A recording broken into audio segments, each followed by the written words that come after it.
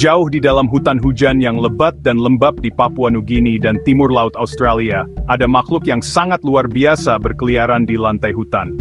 Ini adalah kasuari, burung yang terlihat seolah-olah baru saja keluar dari zaman prasejarah. Penampilannya langsung mencolok, diselimuti bulu hitam kasar yang tebal, yang lebih mirip bulu daripada sayap. Penutup gelap ini sangat kontras dengan kepala dan lehernya yang berwarna cerah, yang sering dihiasi dengan nuansa biru, ungu, dan merah yang cerah. Kulitnya menggantung dalam gelambir berdaging panjang, menambah kehadiran misterius dan seperti dari dunia lain di semak-semak yang gelap di habitatnya. Mungkin fitur kasuari yang paling khas adalah jambul menonjol yang bertengger di atas kepalanya. Struktur seperti helm ini terbuat dari tulang berongga yang dilapisi keratin, telah lama membingungkan para ilmuwan. Tujuan pastinya masih menjadi bahan perdebatan, tetapi diperkirakan memiliki banyak fungsi. Ini mungkin berfungsi sebagai cassowary running swiftly through dense rainforest vegetation, cassowary dashing through underbrush, helm pelindung saat burung melesat melalui vegetasi lebat, alat untuk menyingkirkan serasah daun saat mencari makan, atau bahkan sebagai resonator untuk memperkuat suara dengungan dalam yang bergema di seluruh hutan. Mahkota unik ini tentu saja menambah penampilan kuno dan tangguh kasuari, menjadikannya salah satu burung yang paling dikenal di planet kita. Kasuari adalah burung dengan perawakan yang mengesankan, raksasa sejati di antara jenisnya. Berdiri setinggi manusia, ia adalah salah satu burung terbesar di dunia, kedua setelah burung unta dan emu. Ukurannya yang besar, sangat mengagumkan, siluet yang kuat bergerak diam-diam melalui cahaya yang menembus kanopi hutan. Ini bukan makhluk yang bisa terbang, sayapnya kecil, sisa-sisa yang hampir tidak berfungsi dari masa evolusinya. Sebaliknya, ia sangat cocok untuk kehidupan di darat, pengembara darat yang menjelajahi dunianya yang kompleks dan hijau, dengan kepercayaan diri yang tenang, yang menyembunyikan kekuatannya yang luar biasa. Kekuatan ini paling terlihat pada kakinya.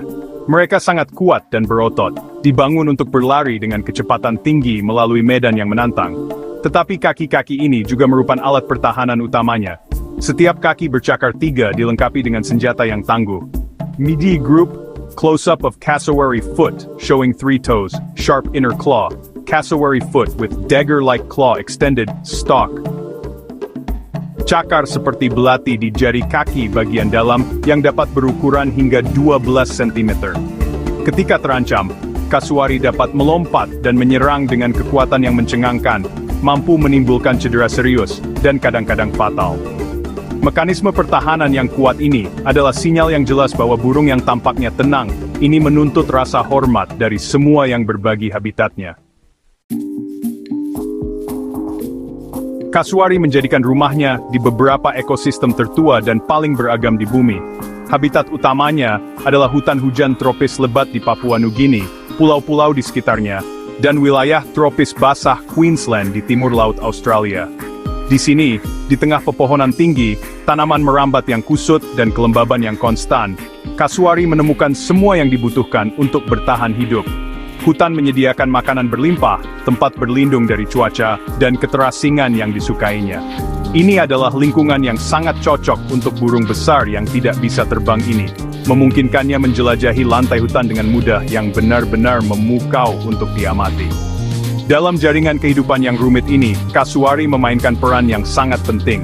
Ia sering disebut sebagai spesies kunci, yang berarti kehadirannya sangat penting bagi kesehatan dan struktur seluruh ekosistem.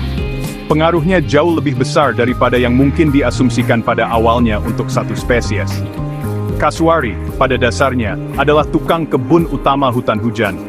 Melalui aktivitas hariannya mencari makan dan bergerak di wilayahnya, ia membentuk komposisi hutan itu sendiri, memastikan keanekaragaman dan regenerasinya yang berkelanjutan untuk generasi yang akan datang. Tanpa penjaga yang rajin ini, hutan hujan akan menjadi tempat yang sangat berbeda.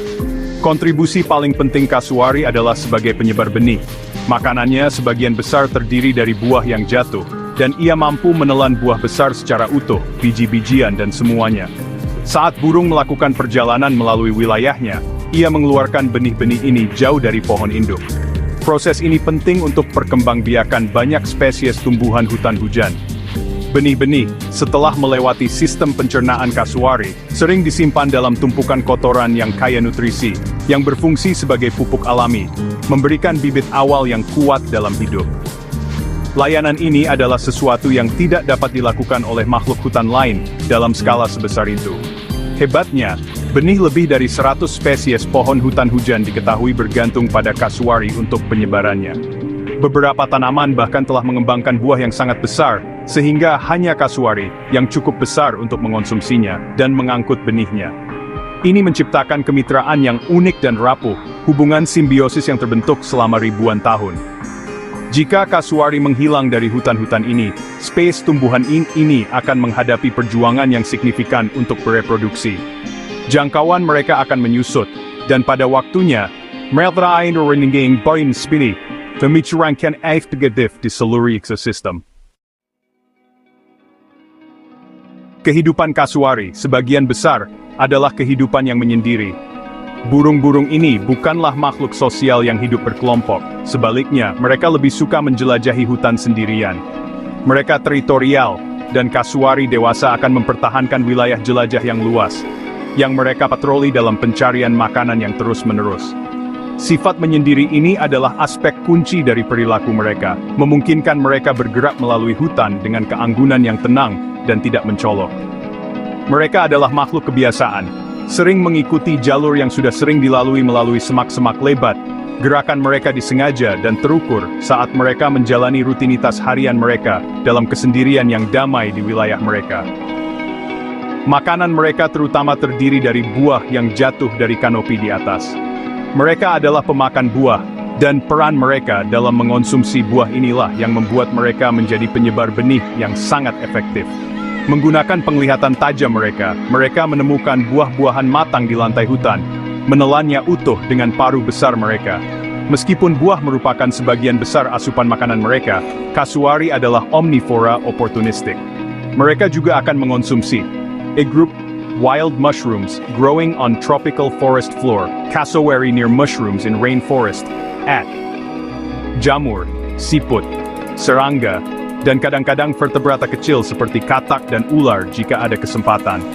Diet yang bervariasi ini memastikan mereka dapat menemukan makanan sepanjang tahun, bahkan ketika buah-buahan favorit mereka langka. Siklus perkembangbiakan adalah salah satu dari sedikit waktu burung-burung penyendiri ini berinteraksi. Betina, yang biasanya lebih besar dan berwarna lebih cerah daripada jantan, akan bertelur besar, berbutir indah, berwarna hijau pucat di sarang sederhana di tanah. Setelah telur diletakkan, perannya selesai dan ia pergi, seringkali untuk mencari pasangan lain. Jantanlah yang mengambil alih semua tugas orang tua. Ia dengan rajin menggerami telur selama sekitar 50 hari, periode di mana ia sangat rentan. Ia harus melindungi sarang dari predator potensial, dan menahan penantian panjang tanpa pergi mencari makanan. Setelah anak-anak ayam menetas, mereka bergaris coklat dan krem, kamuflase yang indah untuk lantai hutan. Jantan terus merawatnya dengan penuh dedikasi, melindungi dan membimbing anak-anaknya selama sekitar 9 bulan. Selama waktu ini, ia mengajari mereka cara mencari makan dan bertahan hidup di lingkungan hutan yang kompleks. Ia sangat protektif, dan selama periode inilah kasuari jantan bisa menjadi yang paling defensif, menangkis setiap ancaman yang dirasakan terhadap keturunannya. Pengabdian kebapakan ini adalah aspek yang menarik dari siklus hidup mereka, menunjukkan sisi yang berbeda, lebih peduli pada burung yang kuat ini. Meskipun penampilannya tangguh, kasuari menghadapi sejumlah ancaman yang mendorong populasinya menurun.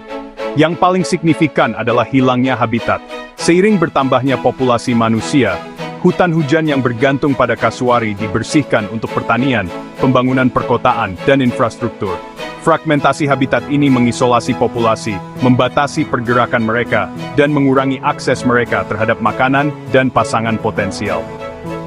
Bagi burung besar yang menjelajah luas seperti kasuari, penyusutan hutan rumahnya merupakan ancaman langsung terhadap kelangsungan hidup jangka panjangnya, mendorongnya ke kantong-kantong lahan yang layak yang semakin kecil. Bahaya besar lainnya berasal dari pertemuan dengan manusia dan hewan peliharaan mereka. Jalan yang memotong wilayah kasuari sangat berbahaya, dengan tabrakan kendaraan menjadi penyebab utama kematian kasuari dewasa. Selain itu, serangan anjing peliharaan bisa berakibat fatal, terutama bagi anak-anak ayam dan burung remaja yang rentan. Ancaman terkait manusia ini menambah tekanan besar pada spesies yang sudah berjuang dengan lanskap yang berubah. Kelangsungan hidup burung purba ini semakin bergantung pada kemampuan kita untuk mengurangi bahaya ini dan menemukan cara untuk berbagi lanskap dengan lebih bijaksana dan aman. Kepunahan kasuari yang potensial akan memiliki konsekuensi yang menghancurkan bagi ekosistem hutan hujan. Sebagai penyebar utama bagi begitu banyak tumbuhan berbiji besar, ketiadaannya akan mengurai jalinan rumit hutan. Regenerasi hutan akan melambat, dan keanekaragaman hayati keseluruhannya akan menurun, karena spesies tumbuhan kunci berjuang untuk bereproduksi dan menyebar. Hutan seperti yang kita kenal, akan menjadi tempat yang kurang hidup, kurang tangguh. Burung besar ini bukan hanya penghuni hutan, ia adalah salah satu arsitek utamanya. Kehilangannya berarti kehilangan mekanisme yang membantu hutan pulih dan tumbuh. Oleh karena itu, sangat penting bagi kita untuk belajar hidup berdampingan dengan makhluk-makhluk luar biasa ini. Kita harus melindungi hutan hujan yang tersisa, menciptakan koridor aman bagi satwa liar untuk bergerak di antara habitat yang terfragmentasi, dan berhati-hati saat berkendara di daerah tempat kasuari hidup. Penting juga untuk diingat bahwa kasuari adalah hewan liar. Meskipun umumnya pemalu dan lebih suka menghindari manusia, ia akan membela diri jika merasa terpojok atau terancam. Cara terbaik untuk menghargai penjaga prasejarah ini adalah dari jarak yang aman dan terhormat, memberinya ruang yang dibutuhkan untuk melanjutkan pekerjaan vitalnya sebagai penjaga hutan tropis.